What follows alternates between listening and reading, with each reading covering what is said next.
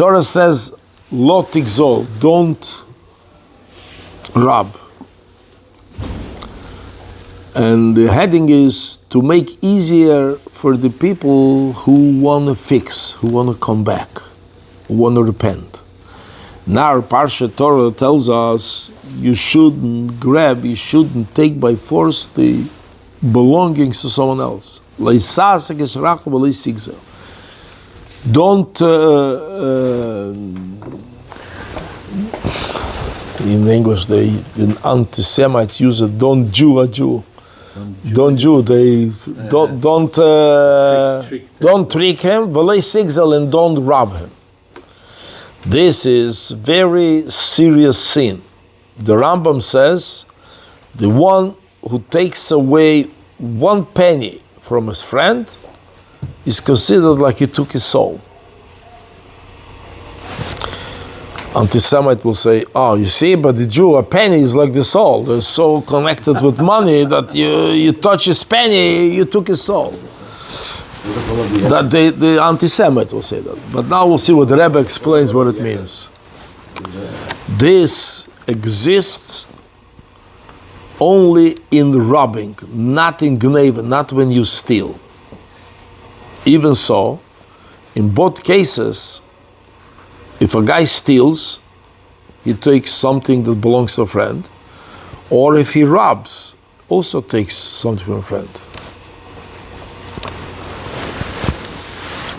Why a ganav, the one who steals, recognizes that this belongs to a certain person. And that's why he is not ready to come and face him and say, "Give me this." He's not ready, he cannot do that. So what he does is, he's taking big neighbor, he steals it. When the owner is not there, the owner is not home, the owner is asleep, whatever the case is.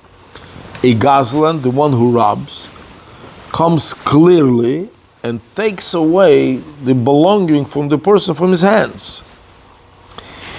He is going in the foundation, the foundation of the person's soul, that is in his belonging. And this is why it's considered like he take his soul. A person is attached to his belongings, to his house, to whatever it is, something special, I don't know, somebody who has a Rolex, he's connected to his Rolex, whatever. When you come and take it from him, robbing him, you're like touching his soul. So the Rebbe says, taking the soul, the fixing of this, Torah says like this: you have to bring back the gzela, what you took. The gazlan has to bring back this object that he took to his boss. And only if he brings back, then it's considered like he gave him back his soul.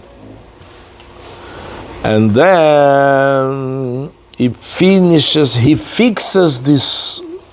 this mistake, this transgression, the hard transgression that he took the soul from his friend. What is the law if that object doesn't exist anymore? Meaning, I robbed something, I used it, I destroyed it, whatever, it doesn't exist, I can't give it back anymore. If the gzela doesn't belong anymore and the gazelle wants to do tshuva, like he comes himself and then he has to bring back, what is the cost of this? Takonos Chachamim, the rabbis made it, don't take him. Don't what?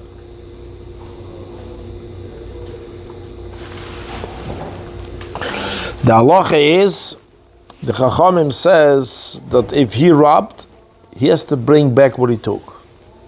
If he cannot bring back what he took, don't take from him the worth of it, the money. Or replacement cannot be. Yeah. But we have to help him, to the person who was robbed, to forgive, in order to bring the path that people should be able to do tshuva. That's a very interesting law. Somebody who steals and he steals doesn't have this object anymore, he has to pay for it, right? And certain things he has to pay double, certain things 4 times as much, animal if you took, and so on. If you robbed, you have to bring back what you took. If you can't bring what you took, we don't want you to feel good. You know what? I gave him the $100, how much it's worth. The Rolex, I gave him the $5,000 what the Rolex is worth, or whatever the case is. I took it away, I can't give it back, I want to pay for it. The Rebbe says, what does it mean proper regret when I did something wrong? As long as I could still give back what I took, there is the mitzvah to do that. Because then you are fixing the severity of your sin.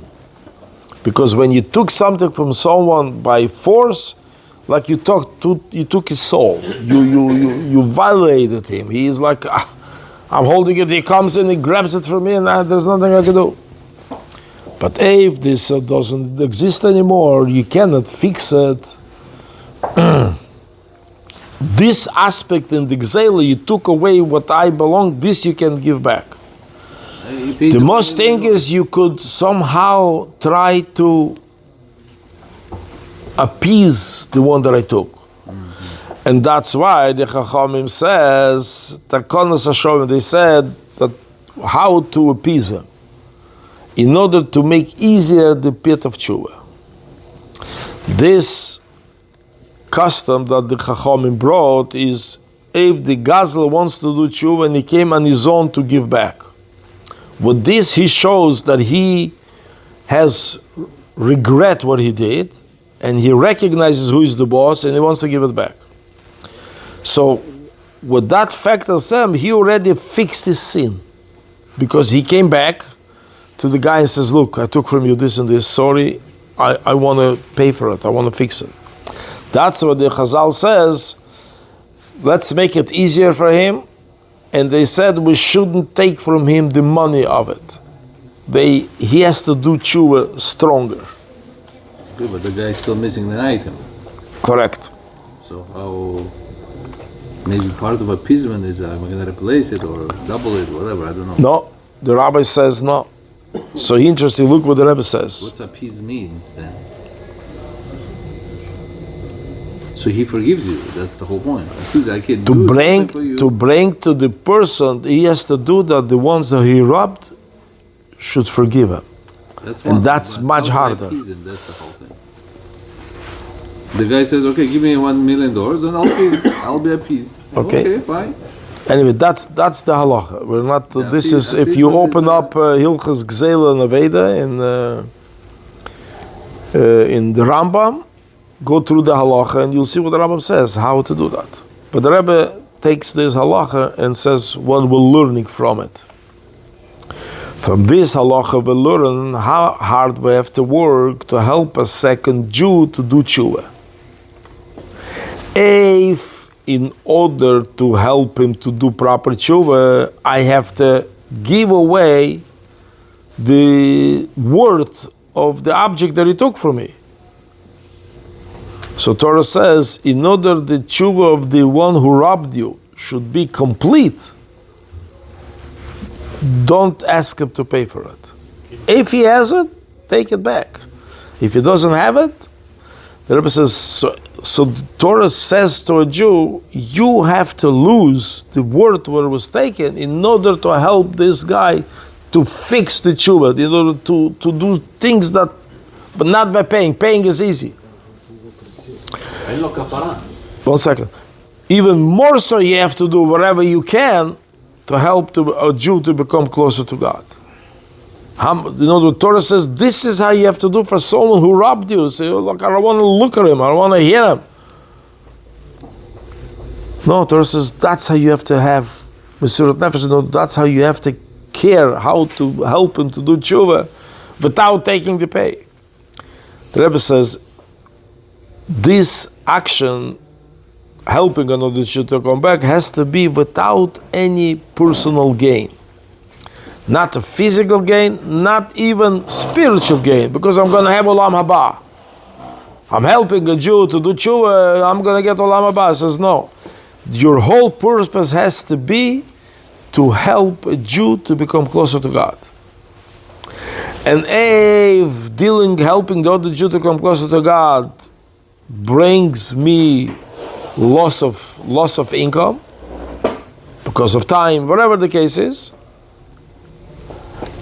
But then when the Jew does tshuva, he says, you're right, you're bringing to the redemption of the world. This is the way to do it. The way to do it is that when you're trying to help a Jew to come back to Yiddishkeit, to Judaism has to be without any personal interest or gain. Even though I'm the victim. Mm-hmm. Correct. There's no other way to fix it. This is how I have to care. The same thing is, can you imagine a child mishandles you? And it's painful.